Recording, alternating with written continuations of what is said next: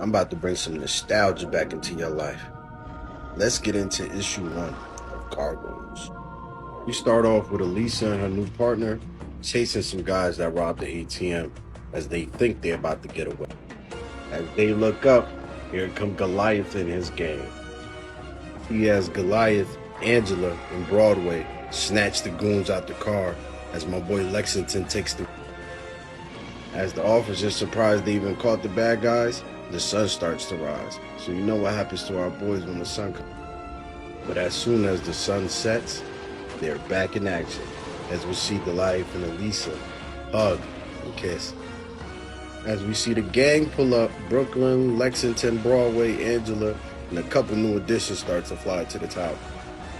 So our boy Brooklyn found himself a Japanese gargoyle and had a son. As Goliath and Hudson have a conversation, apparently Broadway and Angela getting busy. We come to a panel when they got Tony Dracoon in prison and someone apparently out there taking out his gang lab. As Lisa speaks to her partner gets into detail on how many injured and how bad the situation is. So then we get the metallic gargoyles that pop up and apparently explain that they had something to do with that situation that the detective's partner was explaining about. As they explain, they try to intervene between the two gangs going at war to try to lessen the damage. They took out as many people as they could before they exited the building because it was burning. As they explain how humans were 1,000 years ago and as well today, they are very untrustworthy. So then the android asks, why even protect them?